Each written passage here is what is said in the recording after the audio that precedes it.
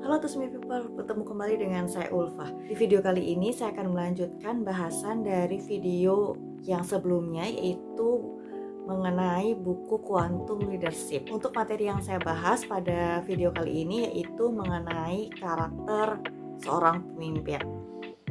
Karakter itu bisa jadi atau bisa diartikan sebagai sesuatu yang kita lakukan sehari-hari. Jadi bisa saja kita mengklaim bahwa kita itu orang yang jujur, orang yang bertanggung jawab, orang yang adil. Tetapi apakah kita melakukannya ataukah kita bisa membuktikannya bahwa kita memiliki karakteristik seperti itu?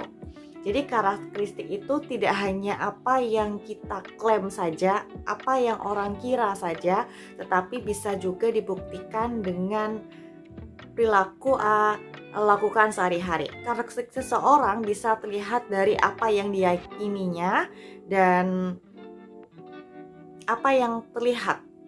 Bisa apa yang diyakini orang tersebut dan apa yang terlihat. Memang karakter ini membutuhkan waktu untuk kita bisa menilai seberapa valid atau seberapa betul seseorang tersebut memperlihatkan karakteristik yang memang karakteristik aslinya.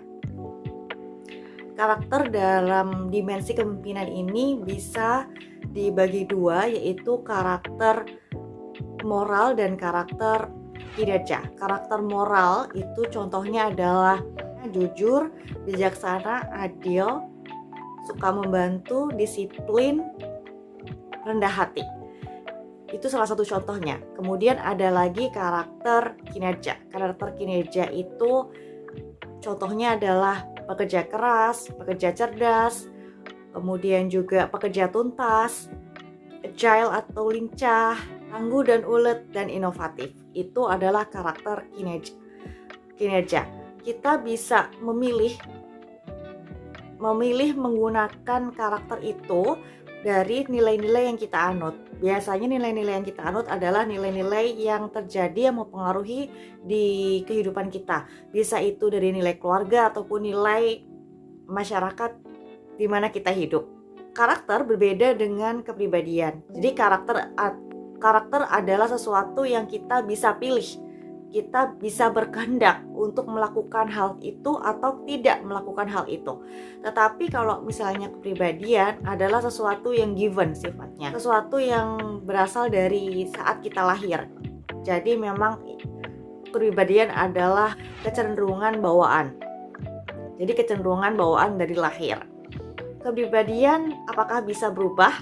Kepribadian sangat sulit berubah, tetapi kepribadian ini bisa berkembang, bisa naik ataupun bisa turun. Contohnya, bagi kepribadian itu mungkin kita bisa gambarkan dengan lebih mudah, yaitu dengan karakter DISC atau Dominant, Influence, Steadiness, Compliance. Bagi orang-orang yang kecenderungannya adalah tipikal dominans, dia bisa mengatur intensitas dominannya itu dalam situasi yang memungkinkan ataukah tidak. Jadi kalau misalnya dia adalah seorang tim, dia tidak mungkin memperlihatkan karakteristik dominannya kepada pemimpinnya atau kepada atasannya, karena ini adalah posisinya dia seorang bawahan. Tetapi dia bisa tetap memberikan masukan, memberikan ide, memberikan hal-hal yang mungkin bisa digunakan untuk rekan kerjanya atau dengan memberikan masukan kepada atasannya untuk melakukan suatu pekerjaan yang baru atau ide-ide yang baru yang belum pernah dicoba sebelumnya. Itu sangat memungkinkan. Tetapi pada saat dia berposisi sebagai seorang pemimpin, karakter dominan ini akan menjadi sesuatu yang menonjol. Tipe yang visioner, orang yang bisa mengengage atau orang yang bisa mempengaruhi orang lain untuk bergerak ke arah yang dia mau. Itu dia bisa mengurangi atau dia bisa juga menambah karakternya. Bisa jadi pada saat individu ini kecil, pada saat masa kecilnya seseorang, dia belum nampak ciri-ciri dari kecenderungan kepribadiannya, apakah dominan, influence, steadiness, atau compliance. Tetapi dengan seiringnya berjalannya waktu, kemudian juga pengalaman hidup, itu akan menggambarkan kecenderungannya seperti apa. Oleh karena itu, di grafik kepribadian, apabila kita belajar kepribadian DSC secara mendalam, itu ada kecenderungan ya, kita selalu mengatakan adalah kecenderungannya. Kecenderungan pada grafik yang pertama itu menggambarkan seseorang yang berhubungan dengan orang lain atau sisi sosialnya dari individu tersebut. Grafik yang kedua menggambarkan saat under pressure atau pada saat orang ini menerima masalah atau dalam kondisi yang tertekan. Dan grafik yang tiga adalah self-core atau as a person. Jadi grafik yang menggambarkan bahwa sebetulnya esensi dari kepribadian seorang karakter individu ini adalah kepribadian yang ada di grafik ketiga. Tanpa pengaruh sosial, tanpa pengaruh apapun, dia yang memang pure, murni atau core dari inti kepribadiannya dia.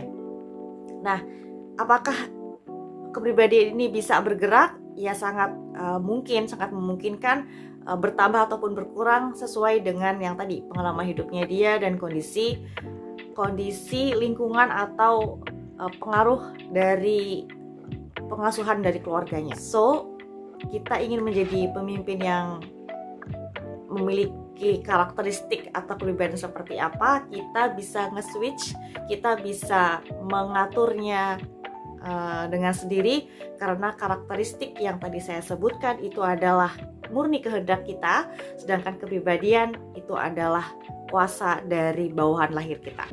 Itu mungkin yang bisa saya sampaikan di video kali ini. Terima kasih sudah menonton video ini. Salam.